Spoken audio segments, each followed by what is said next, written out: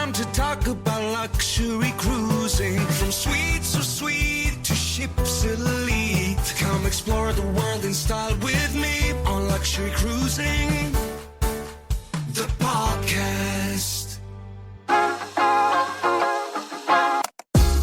Hey, it's Crystal here. Before we get started, did you know that there is a way for you to directly support the podcast? Head over to my website, luxurycruising.net, and you can buy me a latte, a glass of champagne, or even a whole bottle of champagne if you want. Leave me a note, and I'll be sure to give you a shout out on the next episode. That's luxurycruising.net. You can also leave me a note or ask a question. Okay, let's get on with the show.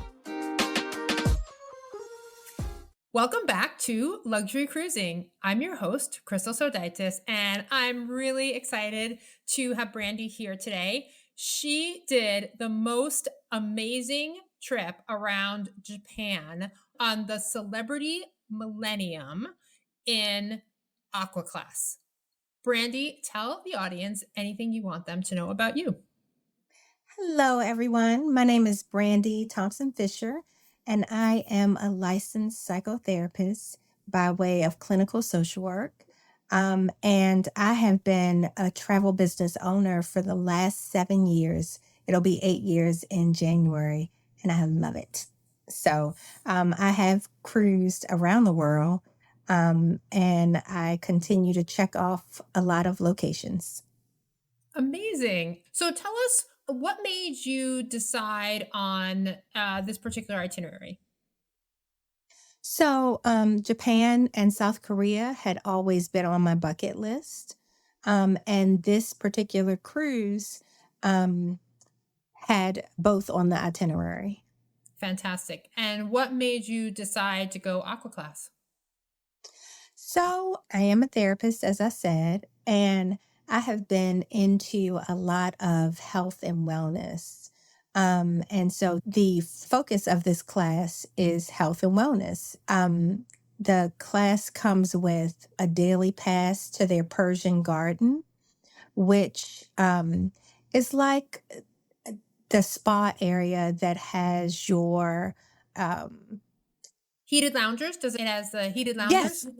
Yes, it has the heated loungers. It also had a salt therapy room, which was amazing. It had a sauna, and I think it was a Turkish bath as well. Nice. Very nice. Very nice.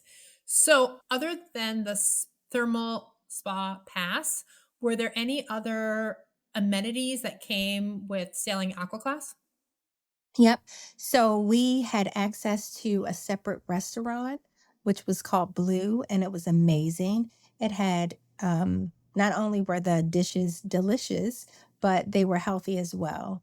And you could come and have dinner and breakfast anytime you wanted, instead of having a timed slot to come in. Oh, nice. So it was like an open seating concept, and you didn't have to have a reservation and be like, "Oh, we're going to be late." You could just walk in for breakfast and dinner. And whenever you want it. Awesome. Was there anything specific for the Aqua Class for lunch? So if there was, I can go back and look, but during that time, if I was on the ship, I was probably asleep. That was my self-care. Specifically look for longer cruises because I like the sea days as well. That's my time to recalibrate. Awesome. Awesome. Well, tell us about the layout of the ship, because Celebrity Millennium is an older ship. So what did you think about the ship itself? So I think it's the oldest ship, and that ship had a renovation in 2019, I believe. So it didn't feel as old as it is. I don't know how many cruises your listeners go to. I'm sure a lot. But it's not like your newer Royal Caribbean or newer Celebrity class ships. And it's not as many restaurants. But for what it was, as far as the age, I think that they had a lot of variety for guests. I wonder if it's like the Solstice class. that has almost like a figure eight with a central area around kind of like a centrum and a central staircase. And maybe your cafe al baccio is there, but then the band might play below. And then there's another central area where they might do games or they might have a speaker. Celebrity Central is kind of like off to one corner. Is it a similar layout to that? It is similar. The games are on the higher deck, but it still didn't have as many amenities that you would get on the newer ships. But I actually Yeah. Yeah. enjoyed that because I didn't come for the ship. Yeah. I mean, I think that when you're thinking about an itinerary like this, it isn't about the ship, it is about the ports. And Mhm. it's okay that you're not on the, newest, latest, and greatest with zip lines and all that stuff. Because really, if it's anything like a solstice class, you want just sort of that quieter, Mhm. traditional cruise environment. And it was quieter, but the funny thing is, um, some of the staff, they said that this was the most amount of kids that they've had on one of their sailings. And I guess it was because it's summertime, but we had quite a few kids on the ship. I know my kids probably would not have liked it, but the kids that I saw had a ball. So, Well, and I think that that's really the sweet spot of a premium line like Celebrity is that you're not going to have 1,000 kids like on Royal, Carnival, MSC, and mhm. CL. But Right. especially during school breaks, you might have some kids. So if your kids are okay with not having tons of other children, but some, I know that the kids club, I think it's called Camp at Hmm. Sea, something like that. I thought Hmm. that they did a really nice job at entertaining the kids. There just doesn't have to be 1,000 of them. Right. And I appreciated it. But as you said previously, the ports more than make up for that. We were so busy the whole time. It was so nice. Yeah, yeah. Awesome. Well, we can jump to the ports. Let's jump to the ports and then we'll flip Okay. back to the ship. So Sure. tell me about the ports and especially if you did anything particularly special or luxurious. So let's see. In Tokyo, we had dinner at the Skytree Tower. Phenomenal. We had teppanyaki. They had two sides. You could either have a French cuisine or the teppanyaki. And of course, we picked the teppanyaki. And we stayed, actually, I think we were the last group. It was five of us. We were the last group to leave the restaurant. We had so much fun and we were so stuffed. But it was phenomenal. Also in Tokyo, we had a sumo wrestling lunch. That was awesome. That was the first time we'd ever seen that. What is that? Anything? Do Oh, you eat while they wrestle or are you yes. wrestling? What's a So, sumo wrestling lunch? so a little bit of both actually. So it's just a show. And so the sumo wrestlers are basically demonstrating stances, while you're having lunch. But at the end, they invited 10 guests up to sumo wrestle with the wrestlers, and it was hilarious. I And bet. Oh, actually, yeah. the one person who won was an American guy from Atlanta. Wow. So Wow. In your it was group or fun. just somebody else on the cruise? No, just someone else on the cruise, but it was hilarious. And so we toured, that was beautiful. We went in Shimizu. We went and took the Hakone Ropeway to see Mount Fuji. That was gorgeous. And we also went to a shrine as well there.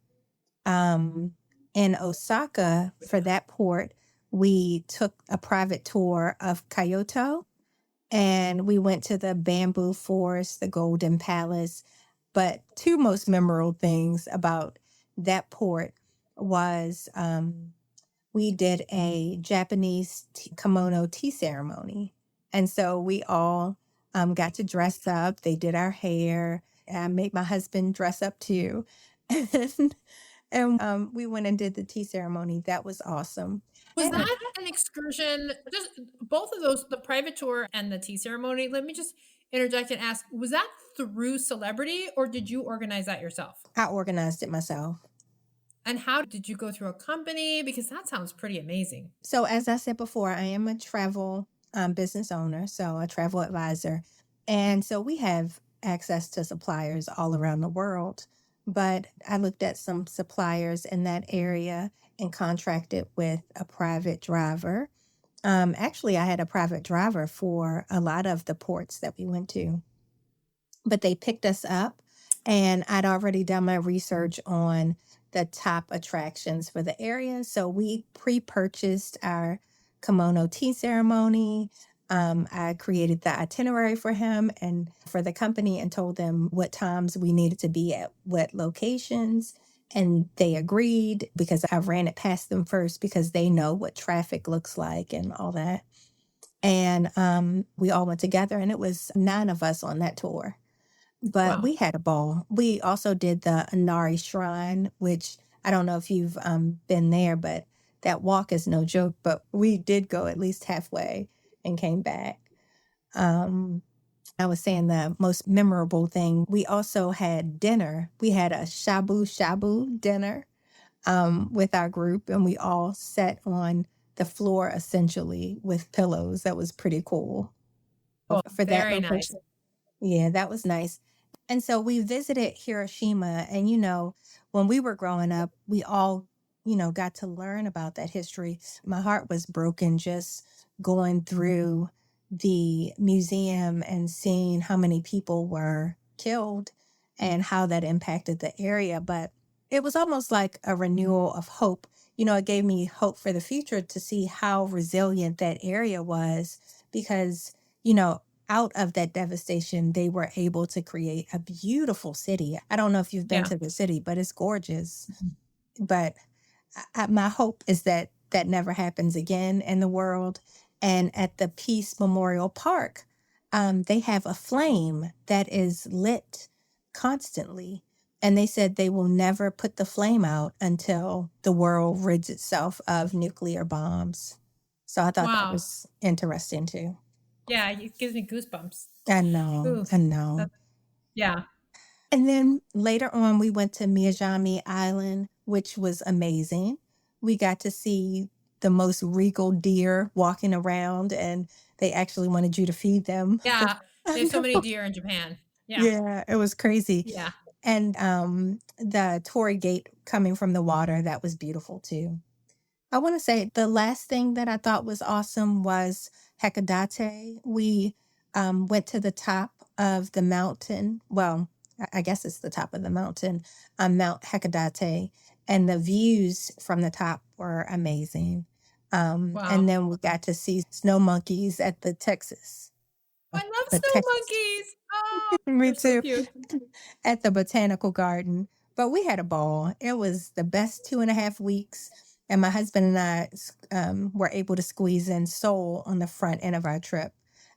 Oh, I'm That's sorry. awesome. Let me say this one thing I almost forgot. Actually, I thought Japan was going to be it for me. But one of the best ports that I went to was actually one that I'd never heard of, Busan, South Korea. Wow. Yes. Phenomenal. Oh my God. Yeah. Like we went to the most beautiful temple on at the sea.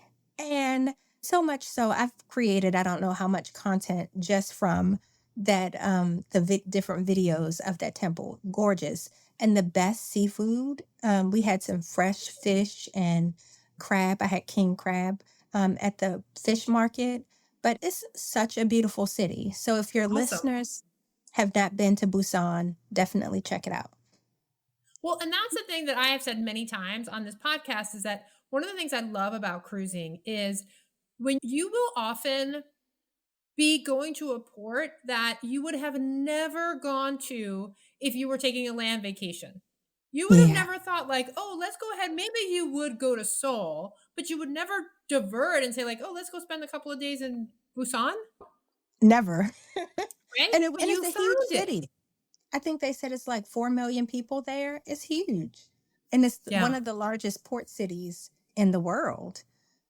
So definitely check it out if you're on that side of the world. If you like this podcast episode, you're going to love the podcasts over at the Doctor Podcast Network. For instance, Telemedicine Talks. Telemedicine is revolutionizing healthcare. Dr. Lee Damasco and Phoebe Gutierrez, Telemedicine Talks, bring you to the forefront of this digital transformation, featuring insights from pioneers and practitioners. Stay ahead of the curve, subscribe to Telemedicine Talks, and navigate the future of medicine with confidence.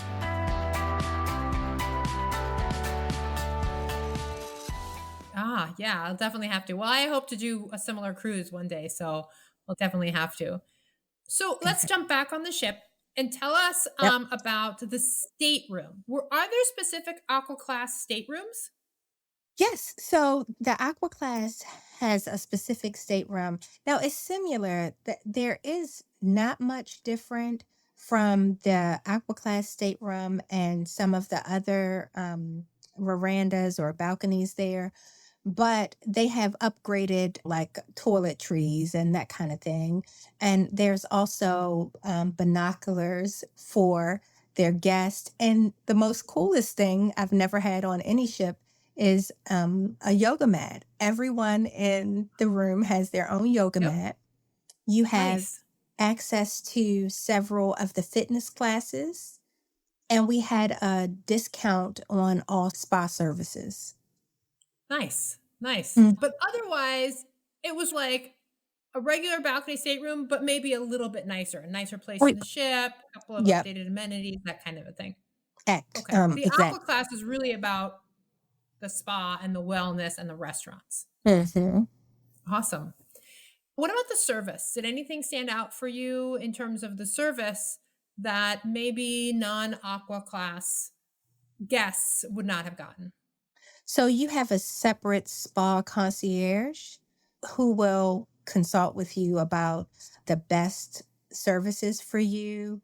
They also give you all kinds of tips for the ship and when to catch different specials and services. But not just then, my stateroom attendant was phenomenal. He was so nice and so kind, and he was always so attentive. And we also got bottled water daily in that class as well. Oh, yeah.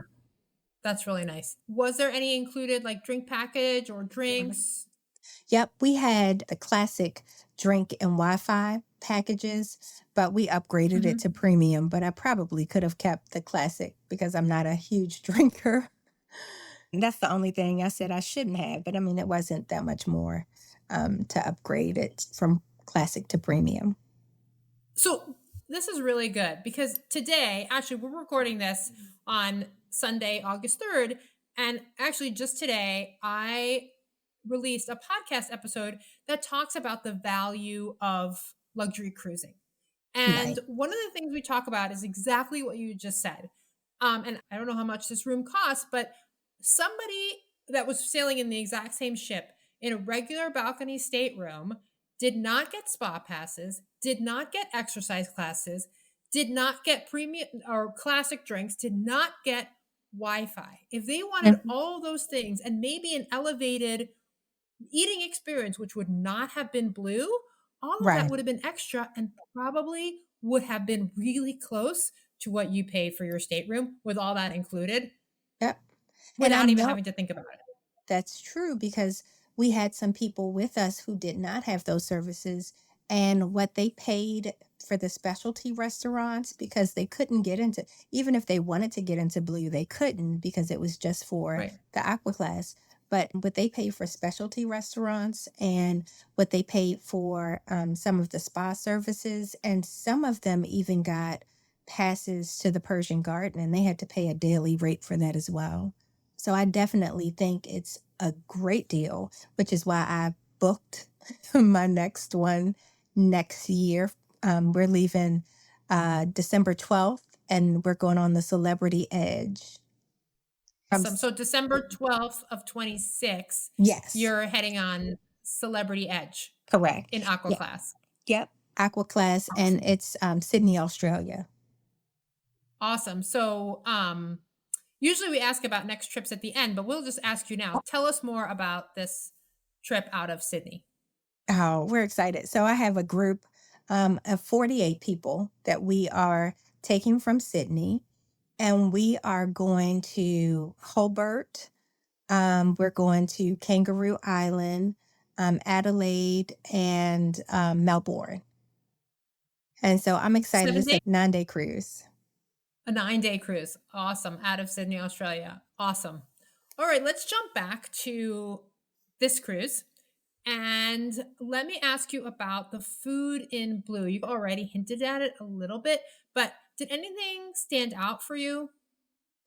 Everything. The service, I'm not going to say that the main dining room was not as good, but Blue was definitely better with the service. And the food choices were different. They always had an item or two that you could get from the main dining room, but all of their other options were a little bit more elevated. So I would say there was always, to give you, for instance, if there was steak in the main dining room, there may be steak and lobster at Blue. Got it. So I enjoyed it, and my husband did as well. Did you feel that the food at Blue, although the description might be similar to the main dining room, that it was prepared differently, maybe in a healthier way or anything? Possibly, but I don't think that we really paid attention to that as much. We just enjoyed the environment and the food overall. Awesome. Awesome. Good to know. So let me ask you a couple questions I ask everyone. And the first is, what is your definition of luxury? So my definition of luxury is being in an environment and having an experience that I would not necessarily have at home. And so if it would be like having the spa concierge or having different amenities that I may not necessarily pay for at home, like upgraded shampoos and, Bath products. thank you. Thank you. I'm Girl, sorry. I am all about the upgraded, like name brand luxury bath products. I love it. I That and a love it. plushy robe. When I tell you, because we stayed at 2 very nice hotels too, one in Seoul and one in Tokyo, and I didn't want to leave. So I definitely love upgraded bath products. So when you booked this Aqua Class stateroom, were you looking for luxury? I was looking for luxury because I booked on a celebrity cruise. And so in my mind, celebrity was a step above because it typically is a little bit more costly. And I knew that I wasn't going to see a bunch of little ones on the ship. And I felt like there would be more professional people there. And so when I think of luxury, I think of more exclusivity, being able to have my private space and not feel like I'm on a crowded ship. That's what I was going to say. Yeah, like you're elbow to elbow with people at the pool deck. Mhm. Yeah, Which never yeah. was the case on this ship. Yeah. Awesome. So it sounds like you were looking at celebrity as your luxury experience, but then upped it a little bit with the Aqua Class stateroom. Mhm. Yes. Awesome. So do you have a dream cruise? Yes. Actually, I was just talking to my husband about it, and I am pitching the idea. I think I'm going to try to offer this cruise to some of my clients in 2027, but I would love to do a Ritz-Carlton yacht luxury cruise experience. Yeah, that sounds absolutely amazing. And if you do it, please let us know. I will. So you've got this amazing Aqua Class stateroom booked on the Celebrity Edge, coming in. Is that December 25 or December 26? 26. Yep. So December 26, you already have a group of 48 going? Mm-hmm. Is there Yep. any room left if anyone wanted to get in on that group? Yes. Yep. So I have about 12 more staterooms available. Okay. Awesome. Awesome. So if people wanted to find you or follow, because I found you on TikTok because you do have amazing, amazing content. Thank And you. if anybody else wanted to follow you or consider joining your group cruise in December 2026, how would they Mm. find you? Yep. So you can go to my website, which is www.fabulousfishertravel.com, or on TikTok, it's Therapeutic Travel Boss. And we will definitely put those links in the show notes. Thank you. Awesome. Well, Brandi, this has been so great. I can't wait to keep following your content. And I'm not sure I'll make it on that Australian cruise, although I am dying to get on an Edge class ship one day. Thank you so much for coming on the show. You're And welcome. go do it again. No, I was going to say thank you so much for inviting me. And to the audience, until next time, I wish you safe and luxurious cruising. Hey, before you go, if you're enjoying this content, I would so appreciate a 5-star review on Apple Podcasts or wherever you're listening to this podcast. If you'd like to be on the show, there's a link to a form in the show notes, or you can email me at luxurycruisingpodcast@gmail.com. That's luxurycruisingpodcast@gmail.com. I hope to hear from you soon.